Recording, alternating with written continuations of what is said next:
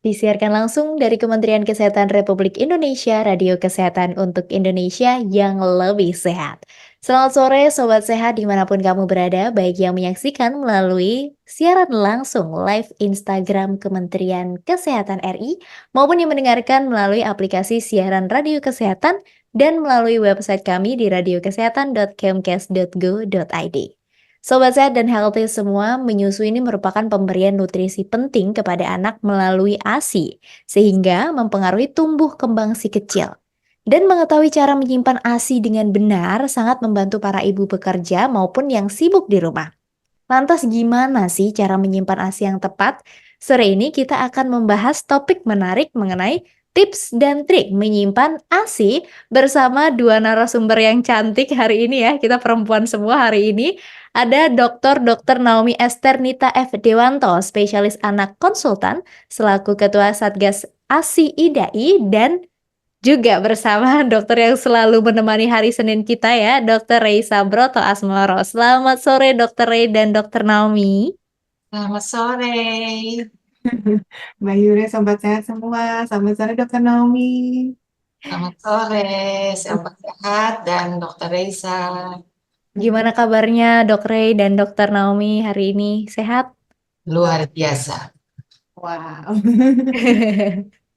Oke, dan sore hari ini kita akan membahas topik menarik ASI.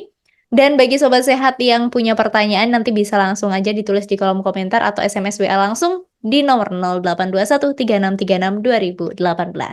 Mungkin untuk mengawali perbincangan sore hari ini saya mau ke Dokter Raisa terlebih dahulu ya. Mohon izin Dokter Naomi. Untuk ASI, ini kan pemberian nutrisi ya yang sangat penting untuk si kecil gitu. Lalu gimana sih dok agar para ibu ini bisa memberikan ASI maksimal untuk si kecil? Mungkin bisa Ya, jawab. oke. Izin Dokter Naomi yang lebih kompeten tentunya ya. Sama. Tapi saya juga sebagai seorang ibu dari dua anak yang waktu itu juga menjalani ASI eksklusif, memang Wah, menyadari keren. betulnya bahwa ASI itu kan memang nutrisi terbaik dan paling lengkap ya. Di sana itu kan udah jelas-jelas ada proteinnya, karbohidratnya, lemaknya, airnya gitu ya. Yang jumlahnya tuh tepat nih untuk pencernaan, untuk perkembangan otak, dan untuk pertumbuhan bayi di mana kandungan nutrisinya itu unik. Termasuk salah satu di dalamnya itu kan ada salah satu jenis asam lemak yang hanya ada di ASI ya. Yang ini penting banget nih terhadap perkembangan otak yang juga menyebabkan kemampuan misalnya untuk melihat dan fungsi kognitif bayi itu bisa berkembang lebih awal. Terutama di ASI itu ada yang namanya kolostrum. Jadi cairan-cairan kekuningan tuh yang keluar dari payudara pada beberapa jam pertama kehidupan. Nah, itu tuh penting sekali untuk diberikan kepada bayi karena kandungannya tuh ada sekretori imunoglobulin A, yang mana fungsinya itu bagus sekali untuk melapisi saluran pencernaan, supaya kuman tuh nggak bisa masuk gitu ke aliran darah, dan akan melindungi si bayinya, dan sampai sistem imun si bayi atau kekebalan tubuhnya itu berfungsi dengan baik. Jadi memang bayi itu sebenarnya dianjurkan untuk disusui secara eksklusif selama 6 bulan pertama kehidupan, yang selanjutnya dilanjutkan dengan didampingi makanan pendamping ASI. Jadi tetap diberikan ASI tapi sudah disertai dengan makanan. Karena memang terbukti nih memberikan ASI eksklusif itu bisa menekan berbagai resiko terhadap penyakit infeksi ya pada bayi. Paling banyak kan biasanya suka ada diare, infeksi saluran pernapasan, infeksi telinga, pneumonia dan lain-lainnya. Bahkan juga mencegah terjadinya obesitas, kemudian penyakit inflamasi di kemudian hari gitu ya. Jadi memang sudah banyak nih kajian ilmiah yang memang mendukung bahwa ASI itu bagus sekali ya, nggak hanya untuk pertumbuhannya tapi juga perkembangan intelektual anak. Bahkan kalau proses menyusuinya juga kan bagus ya, memberikan ada bonding ya antara ibu dan anaknya, memberikan rasa nyaman, itu juga kan pasti sangat berpengaruh terhadap perkembangan emosi anak ya. Jadi ya bahkan sampai ke intelijensia dan emosi jadi lebih matang nih di kehidupan sosialnya di masa depan. Jadi jangan takut untuk nggak bisa menyusui karena sebenarnya banyak ibu-ibu yang begitu melahirkan kemudian merasa ASINya kurang nih karena bayinya nangis terus mungkin di ASINya jumlahnya masih sedikit menurut dia gitu ya, atau bayinya mengalami penurunan berat badan di minggu pertama gitu ya. Ya, sebenarnya itu hal yang normal, betul ya Dokter Naomi ya. Tapi tetap harus diwaspadai karena memang awal-awal itu apalagi jumlah kolostrum gitu ya, itu kan jumlahnya sedikit sekali.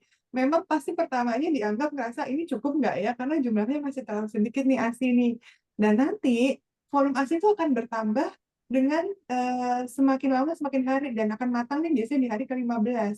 Dan memang produksi ASI itu kan berkaitan erat antara bonding si ibu dengan si anak ya. Makanya di jam pertama misalnya ada skin to skin contact, ada inisiasi menyusui dini gitu ya. Kemudian dilanjutkan dengan adanya rawat jagung.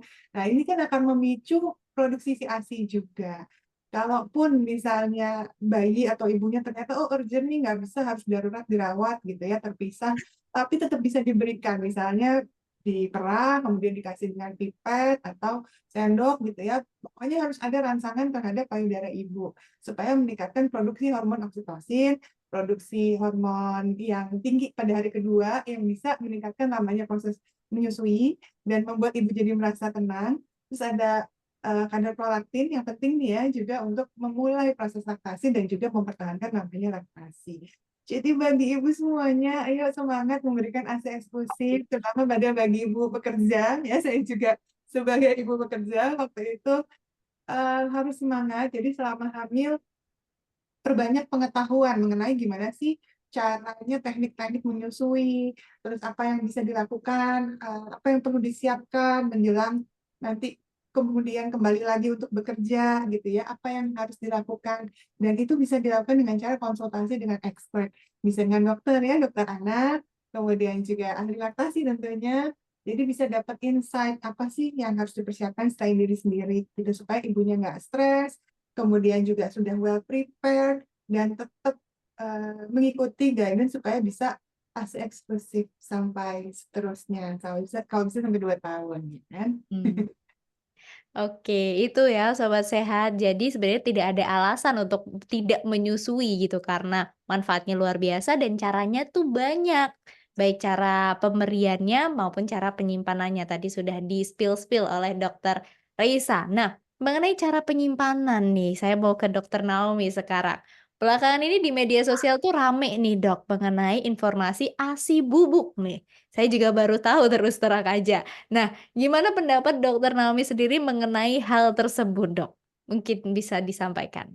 Ya, oh ya, sebelumnya nih, wah Dokter Esa udah menerangkan keren banget tentang ASI ya. Jadi sebenarnya intinya paling penting itu menyusui kalau bisa direct breastfeeding kan. Tadi Dokter Esa udah cerita bonding apa segala macam. Oke, mengenai penyimpanan sebenarnya kita perlu menyimpan itu kalau dia tidak bisa direct breastfeeding pada saat itu. Misalnya si ibu bekerja kan kita perah terus disimpan kan.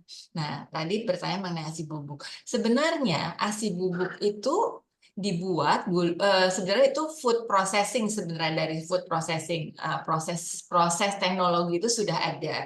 Tetapi dulu itu bukan untuk ASI yang dibubukin, dulu itu makanan, pokoknya food processing lah ya. Nah, kemudian berkembanglah menjadi ada yang namanya human milk fortifier. Itu ASI yang dibubuhkan itu hanya untuk diberikan sebagai tambahan kalori untuk bayi-bayi prematur. Sebenarnya itu yang kita dapat untuk human milk fortifier itu. Jadi untuk tambahan ditampurin ke ASI supaya kalori yang didapat si bayi prematur lebih lebih bisa memenuhi kebutuhannya gitu loh. Nah, tapi tidak pada ASI bubuk yang seperti yang sekarang sedang ramai ini. Jadi jangan sampai salah kaprah. Nah, kenapa? Karena dalam proses sejak diperah sampai menjadi bubuk itu kan harus melewati beberapa tahapan. Apakah safety-nya sudah terjamin? Dan kalau itu berubah menjadi suatu bubuk dan mau diminumkan ke bayi, itu kan bukan main-main. Apakah dia sudah melewati suatu uji klinis? Bagaimana? Kalau jatuhnya jadi bubuk seperti susu formula dalam tanda kutip gini kan, dia harus tahu dong kandungannya nih berapa gram proteinnya, berapa gram lemaknya, terus kita harus larutkan dengan berapa cc air misalnya. Ya, itu tidak mudah seperti itu. Yang penting adalah bagaimana safety-nya. Jadi sampai saat ini kita IDAI belum merekomendasi untuk memberikan ASI bubuk seperti itu, kecuali memang yang tadi saya bilang human milk fortifier memang yang dibuat khusus sebagai tambahan energi atau kalori untuk ditambahkan ke ASI bayi prematur. Beda itu ya. Jadi jangan sampai ikut tren yang kita nggak tahu apa itu. Nah, sebenarnya yang perlu diperhatikan adalah angka ASI sendiri, nggak usah yang disimpan-simpan, angka ASI yang langsungnya aja itu yang kita harus sama-sama bantu untuk meningkatkan, bukan yang tren-tren yang di depan mata dulu lah kita kerjakan gitu ya. Oke, berarti tidak direkomendasikan untuk sampai saat ini ya, Jadi itu memang kita harus duduk bareng. Teknologi mungkin ada, tetapi bukan untuk diberikan ASI ke bayi ya langsung. Oh kita punya ASI beku, nih disublimasi jadi bubuk, oke kasih. Yang nggak seperti itu juga kali ya. betul, betul, Dan betul. itu akan hilang karena Ya, yang penting itu kan menyusui, bukan cuma ngasih ASI kan. Menyusui, bonding itu stimulasi, otaknya distimulasi, sensorik motoriknya, asa, asi, asu. Itu yang jangan sampai salah gitu loh. Menyusui itu yang penting. Mhm. Nah, itu. Bondingnya jangan sampai hilang. Nah, bondingnya jangan sampai hilang gitu. Meskipun sekarang ini sudah banyak teknologi ya yang bisa Iya, memudahkan kita untuk memberikan ASI dalam berbagai cara penyimpanan, berbagai cara untuk memberikan. Cuman jangan lupa itu poin penting dari penyusu yang disampaikan Dokter Naomi. Jadi betul. bonding attachment-nya tuh ya, biar menciptakan hubungan antara ibu dan anak nih yang harus apa ya, ditanamkan betul gitu. Nah, Betul. seperti yang dikatakan Dokter Naomi tadi ya, Dok, ya, mungkin adanya ASI bubuk ini sendiri salah satunya karena pengen ini ya, Dok, apa, penyimpanannya lebih lama gitu-gitu ya, dan juga FOMO-nya ini tadi itu. Kemudian sebenarnya, Dok, untuk ASI sendiri itu tuh berapa lama atau daya tahan penyimpanan ASI yang aman dan tetap berkualitas tuh sebenarnya berapa lama sih, Dok? Oke, seperti tadi Dokter Naomi ya, kayaknya jangan ikut-ikutan tren yang mungkin belum disarankan gitu ya. Apalagi kita harus konsul dulu sama profesional. Jadi kalau mau memberikan ASI yang tidak direct feeding, kita juga harus tahu dulu, benar-benar paham nih orang tuanya nih, sebaiknya disimpannya tuh seperti apa. Dan kalau dari pengalaman saya sharing dulu kali ya sedikit ya, meskipun saya working mom dan saya juga untuk pergi saya harus punya stok ASI yang memadai nih untuk anak-anak di rumah. Tapi waktu itu juga tetap saya usahakan untuk direct feeding, direct breastfeeding ya. Karena bagaimanapun juga itu momen yang nggak akan terlupakan ya dan nggak akan tergantikan lagi gitu kan. Anak bayi cuma berapa lama sih bisa mau bertahan nih untuk direct breastfeeding nih sama kita gitu. Jadi in that moment saya pengen banget untuk tetap punya momen-momen itu gitu. Meskipun mau nggak mau di sela-sela waktu saya harus hmm, pompa terus saya simpan. Nah, simpannya juga dulu waktu anak pertama kayaknya tuh sempet kayak tren-trenan nih Dokter Naomi ya, dari waktu itu tuh sempet kayaknya makin banyak jumlahnya di freezer yang bisa ditaruh itu rasanya makin bangga gitu ya. Tapi kadang-kadang jadi lupa bahwa penyimpanannya juga harus khusus, harus memang disediakan tempat yang memadai. Terus juga nggak bisa kayak banding-bandingin dari satu orang dengan orang lain, apalagi kebutuhannya beda-beda gitu ya. Apalagi nanti kalau udah sampai lebih dari stoknya banyak banget sampai 12 bulan lebih kan juga udah nggak Nah, tercapai betul. juga gitu kan. Jadi sebaiknya sesuaikan aja deh dengan kebutuhan ya dan nggak usah lah ikut-ikutan tren-trenan banyak-banyakan atau gimana yang penting kan sebenarnya juga kualitasnya dan anaknya juga pertumbuhannya baik gitu ya. Nah, oke, untuk yang mau menyimpan ASI itu sebenarnya kalau di suhu ruangan doang ya, misalnya suhu ruangan tuh 25 derajat Celcius gitu ya, itu paling enggak bertahannya 6 sampai 8 jam. Tapi kalau suhunya lebih dari 25 derajat Celcius, apalagi sekarang di Jakarta lagi panas banget ya. Hmm. Itu paling 2 sampai 4 jam. Jadi memang harus disimpan dalam wadah ASI yang ditutup dan dingin. Benar-benar pastikan dingin ya. Jadi kalau misalnya dalam tempat yang insulated cooler bag atau kita dipakein ice pack yang memadai gitu ya, ice packnya bukan cuma taruh di atasnya doang ya, atau taruh di satu sisi aspek tuh benar-benar harus melapisi semua. Bener ada Naomi ya, kanan, kiri, atas, bawah tuh harus menutupi si ASI perahnya ya, supaya suhunya tuh sama gitu semua bagian dari ice bag-nya itu. Nah, itu bisa paling nggak sampai 24 jam. Tapi kalau disimpan di lemari es, di mana suhunya itu 4 derajat, itu bisa sampai 5 hari. Tapi kalau disimpannya di freezer, terus di bagian freezer yang di dalam gitu kan, suhunya misalnya minus 15 derajat Celcius. Nah, itu bisa sampai 2 minggu. Tapi kalau di kulkas yang lemari esnya itu freezernya beda pintunya gitu ya sama kulkas itu minus 18 kan dia bisa. Nah, itu bisa sampai 3 sampai 6 bulan.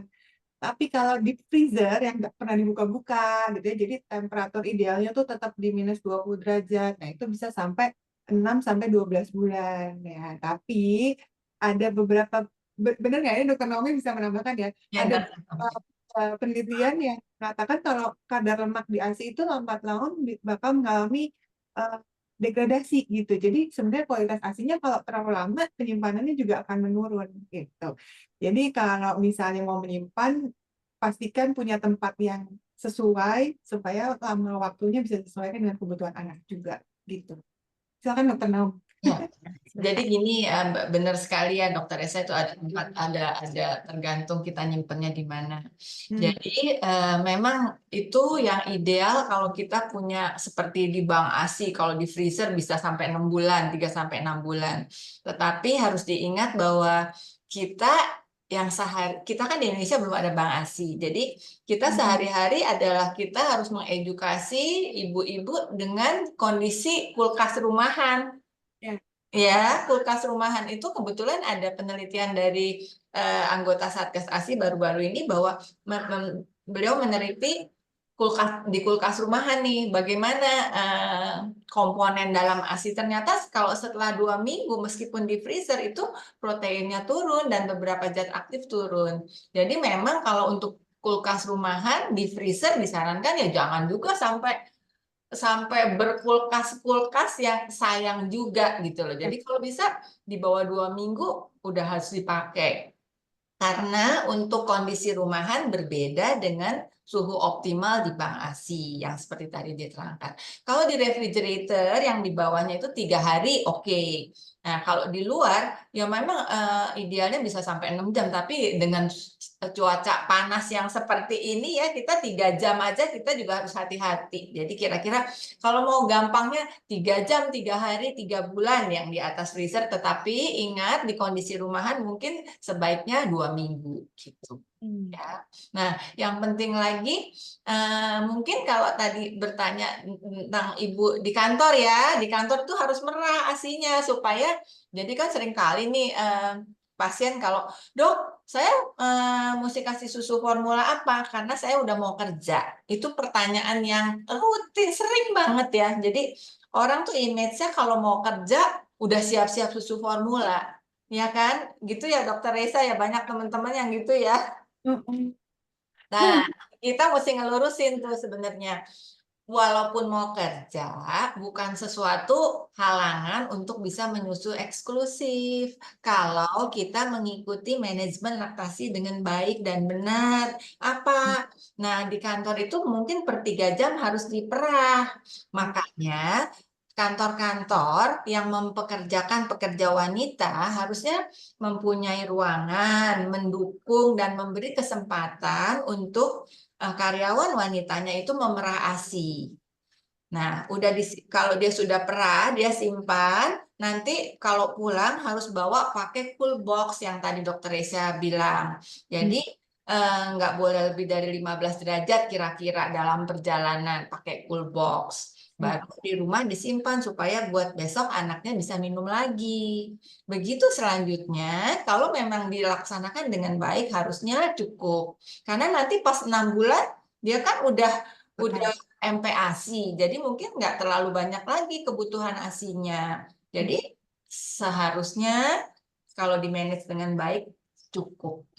Nah, itu ya Sobat Sehat untuk lama penyimpanan ASI. Nah, melanjutkan mengenai, penyimpanan ASI tadi Dok, kan di orang-orang sendiri pastinya ada tuh yang terjadi kesalahan lah dalam penyimpanan ASI, yang mana menimbulkan mungkin ASINya jadi tidak baik dan sebagainya. Nah, dampak dari pemberian, apa ya, ASI yang penyimpanannya tidak benar atau tidak tepat tadi itu apa untuk si kecil, Dok? Untuk Dokter Naomi mungkin, silahkan, Dok. Dampaknya nomor satu, kita takut dia menjadi kualitasnya tidak sebaik yang fresh ya. Kalau artinya memang kita kan tadi bilang oke, kalau di refrigerator 3 hari nih ya, terus dia udah seminggu, udah 2 minggu taruh di situ, ya mungkin udah turun semua faktor-faktor bioaktifnya, enzim-enzim yang penting. Jadi ya mungkin manfaatnya udah tidak sebaik yang fresh lagi. Kedua, ya takutnya terkontaminasi dengan kuman-kuman patogen. Akibatnya ya mungkin malah jadi sakit, bisa diare, muntah-muntah, dan lain sebagainya. Karena terkontaminasi oleh kuman patogen. Nah. Tuh. Nah itu Sobat Sehat ya, jadi harus benar-benar diperhatikan cara penyimpanan ASI perah ya Dok, berarti kita Ya, sebutnya ya. Itu tadi lamanya juga cara penyimpanannya harus benar-benar diperhatikan. Kemudian saya kembali ke Dokter Reisa nih Dok, tadi kita sudah bahas mengenai cara penyimpanan ASI, sekarang gimana sih cara menyajikannya ke si bayinya lagi gitu kan, udah didinginkan nih rata-rata kan ASINya udah berubah jadi dingin, tuh gimana kita menyajikannya? Apa kan kita nggak mungkin kasih yang dingin-dingin itu ke bayinya ya, Dok, itu mungkin bisa dijelaskan? Iya, jadi tetap konsepnya sepertinya ASI yang paling lama disimpan tuh pertama diberikan ya. Jadi apa istilahnya FIFO ya, first in first out gitu ya. Jadi cara menghangatkannya juga ngambil dari yang situ. Terus kan kalau masih beku harus diturunin dulu nih ke suhu kulkas biasa. Jadi kok bisa sih jangan langsung ya, jadi dari beku terus dicairkan dulu ke suhu misalnya sekitar 4 derajat gitu ya. Jadi kok bisa taruh di malam, misalnya mau diminum nih paginya gitu ya, malam sebelumnya dibiarkan cair dulu, baru nanti kalau udah dihangatkan dengan naruh di wadah hmm, air hangat. Jadi air hangat kalau bisa air yang mengalir gitu ya, tapi kalau enggak ya udah di mangkok yang isinya air hangat, tapi jangan sampai menyentuh bagian atas dari penyimpanan ASI-nya. Jadi ya pokoknya usahakan tetap ASI di dalam itu steril gitu ya. Terus juga jangan pakai microwave atau pemanas atau kompor apalagi ya untuk manasin nasi. Jadi jangan terlalu tinggi suhunya gitu ya, karena pasti hasilnya bakal jadi rusak, apalagi antibodinya yang dikandung di dalamnya. Terus juga ngocoknya juga pas lagi mau ngasih di wadahnya gitu digoyang-goyang lembut aja, jangan apa dikocok-kocok gitu ya.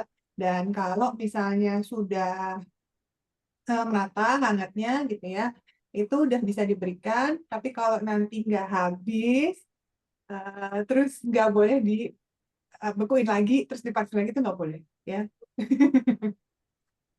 Mau Oke, ditambahkan mungkin Dokter Naomi? silakan Dok kalau ada yang ditambahkan. ya intinya gini, kalau dari beku mau diminumkan ya tadi Dokter Lisa udah bilang diturunin dulu supaya malam ini dia jadi melted, udah cair ya kan. Nanti kalau udah mau diminumkan baru diambil sebanyak yang dia mau minum, dihangatkan. Prinsipnya adalah kalau udah dari turun, turun, turun keluar, jangan udah turun naik lagi. Udah udah cair nggak boleh beku. Udah keluar dan masuk lagi gitu loh. Jadi kalau udah turun, turun, turun, turun. Ya, ya, ya, ya. Gitu, jangan udah turun naik nggak Aduh, boleh. jangan ya. Iya, Oke, nah itu ya Sobat Sehat, itu yang masih kayak gitu, nah jangan ya berarti hari ini kita dapat informasi baru, jadi turun-turun-turun, dah selesai gitu, itu prosesnya sampai situ aja, jangan dibalikin lagi ke awal. Oke Dok, ini sebelum kita ke pesan sehat, ada beberapa pertanyaan dari Sobat Sehat, mungkin yang ingin saya tanyakan nih dari Kak Naya 24 tahun dari Padang. Ingin bertanya Dok, saya taruh ASI perah di freezer, terus terbentuk 3 lapisan, bukan 2 lapisan for milk, hint milk saja. Di bagian paling bawah warnanya lebih tepatnya putih kertas. Apakah itu aman, Dok? Mungkin silakan Dokter Naomi atau Dokter Raisa. Dokter Naomi dulu. Naomi silakan. oh iya, maksudnya dia udah taruh, sorry saya Ya, nggak, udah dia taruh. ditaruh ASI peras di freezer, Dok. Terus katanya Oke. terbentuk 3 lapisan gitu di ASI perahnya mungkin ya, dan warnanya beda gitu mungkin. Itu masih dalam bentuk beku atau sudah langsung lagi mau dicairkan? Mungkin dalam proses pencairan dia memang bisa bisa bisa kayak berlapis-lapis ya, tapi intinya adalah eh, kalau sudah udah cair jangan dibekukan lagi, itu yang bisa bikin rusak. Mhm. Harusnya sih mungkin itu dalam proses dari beku ke cair mungkin, jadi kayak berlapis gitu. Intinya for milk dan hin milk memang kalau dipisahkan tidak bisa kelihatan banget. Oh ini yang atas for milk, ya nggak bisa begitu. Ya memang kelihatan apa seperti biasa saja, tetapi tidak berlayer-layer. Mungkin saja satu memang rusak. Coba lihat udah berapa lama atau cara penyimpanannya sesuai tidak dengan yang dianjurkan. Hmm. Atau dia memang dalam proses pencairan. Oke. Nah, itu ya mungkin perlu diperhatikan lagi ya untuk Kak Naya dari Padang. Semoga terjawab pertanyaannya. Ada yang ingin ditambahkan Dokter Raisa atau sudah cukup? Iya, soalnya harus tahu juga ciri-ciri Hmm. ASI basi ya. Jadi mungkin buat ibu yang nggak mengerti, kalau udah muncul bau tengik misalnya ya, itu paling mudah kan kita tahu oh ini ASINya oksidasi nih jadi basi gitu kan. Tapi juga ada kalau misalnya susunya tuh udah menggumpal, apalagi ada lapisan-lapisan putih kekuningan, teksturnya ada kental kayak krim gitu Kayak tahu ya. Iya, itu kalau udah gumpal-gumpal ya udah pasti basi ya Dokter Naomi ya. Nah itu salah penyimpanan ya pastinya. Dan harus tahu juga bahwa ASI basi itu berbahaya ya buat bayinya. Jadi jangan berpikir bahwa ASI itu nggak bisa menyebabkan gangguan pencernaan. Jadi hati-hati juga begitu udah bentuknya udah nggak bagus, menggumpal, baunya udah tengik gitu ya. Terus apalagi kalau mungkin apa, apa mau ngerasain sih rasanya juga udah pasti aneh gitu ya, nggak seperti pada biasanya, itu berbahaya buat si bayinya. Ya, itu tadi teknik penyimpanannya harus betul ya. Betul. Jadi ya, dari mulai mungkin botolnya, penyimpanannya gitu ya, itu kan harus steril ya. Ya, Penyimpanan botol asinya harus tertutup atau di bag, yang bagnya tuh benar steril. Sekarang kan banyak sekali bag-bag yang dijual, tapi nggak kayak jelas. plastik yang nggak food grade gitu juga Iya. dok. Jadi saya juga kaget juga pas ngeliat, loh ini bukan sekedar yang ada sealnya ya, jadi plastik khusus untuk ASI itu udah dipastikan harus bebas dari bahan berbahaya kayak BPA free gitu Hmm. kan. Terus juga food grade yang memang Ya, untuk oke. menyimpan bahan makanan. Oke itu ya untuk Kanaya dan beberapa sobat sehat yang mungkin menanyakan hal yang sama ya, sudah terjawab dan semoga terjawab. Oke sobat sehat, karena waktu kita sudah habis nih, sayang banget ya pembicaranya menarik. Jadi sebelum kita akhiri, kita dengarkan dulu pesan sehat ya dari Dokter Naomi dan juga Dokter Reisa. Mungkin yang pertama bisa Dokter Rei dulu, silahkan dok. Oke, em, buat semuanya para ibu menyusui, hmm, sebagai ibu bekerja memang itu bukan hambatan sebenarnya untuk memberikan ASI eksklusif ya. Ibu itu akan terbantu banget kok dengan proses menyusui ini selain menciptakan bonding dengan si bayi ya, tapi memang akan menciptakan banyak hal indah gitu lah ketika proses menyusui itu. Jadi jangan khawatir duluan. Pengetahuan itu memang penting sekali. Jadi persiapan ibu menjelang dia melahirkan itu selain pengetahuan terhadap kehamilannya juga harus penting meningkatkan pengetahuan terhadap bagaimana sih proses menyusui yang baik dan benar. Dan ketika persiapan menjelang bekerja itu juga harus dipersiapkan dengan baik. Segeralah konsultasi ke ahli laktasi, dokter anaknya untuk mengetahui bagaimana sih cara-caranya dan trik-triknya karena sebenarnya bagaimanapun kondisinya ada loh solusinya. Jadi jangan stres duluan. Nanti kalau stres yang ada nggak bisa malah makin turun produksi ASINya makin turun ya kemungkinan keberhasilan menyusui eksklusifnya. Dan ASI eksklusif ini keberhasilannya bukan hanya dari ibu aja, tapi juga lingkungan, terutama dukungan suami, anggota keluarga yang lain gitu ya. Jadi sebisa mungkin sama-sama konsultasi bersama-sama supaya bisa saling mendukung nih keberhasilan ASI eksklusif. Oke, terima kasih Dokter Rei. Kemudian ke Dokter Naomi, silahkan dokter.